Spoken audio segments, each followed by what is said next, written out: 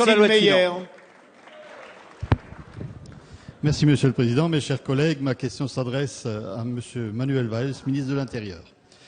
Monsieur le ministre, le projet de loi de modernisation de la vie publique territoriale, dans son article 36 bis, par un amendement du Sénat, prévoit une dépénalisation de la contravention concernant un acquittement insuffisant de stationnement payant.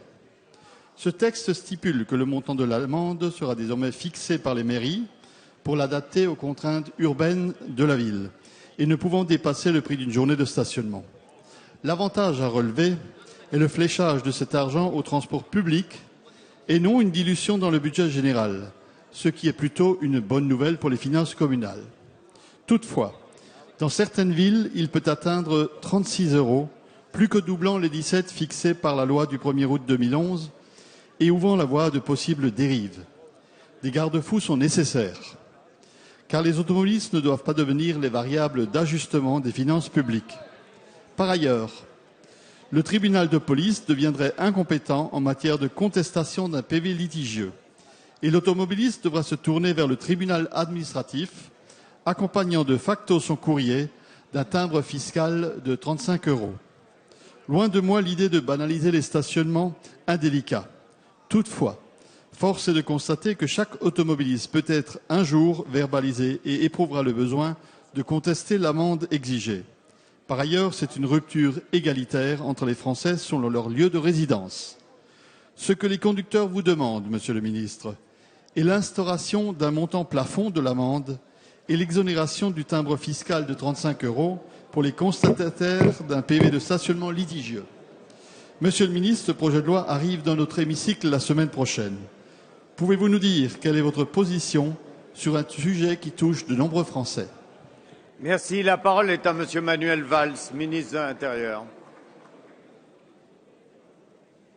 Monsieur le Président, Monsieur Francis Selmayr, oui, suite au vote du Sénat, le gouvernement n'est pas opposé à cette évolution défendue depuis longtemps par le groupement des autorités régulatrices des transports. À mon avis, sur ce sujet, il n'y a pas besoin de crier, Monsieur le député. Toutefois, conscient des difficultés juridiques, financières et plus largement opérationnelles d'une telle évolution, le gouvernement souhaite apporter toutes les garanties nécessaires à la bonne mise en œuvre de cette réforme. C'est la raison pour laquelle le Premier ministre a mandaté une mission. La mission doit notamment identifier les procédures afin que cette réforme ne se traduise pas par une perte de recettes tant pour les collectivités locales que pour l'État. Le gouvernement est en effet très attentif au maintien de la logique actuelle de péréquation sur laquelle repose la répartition du produit d'une partie des amendes de police au profit des communes de moins de 10 000 habitants et, d'une manière plus générale, à l'égalité des territoires.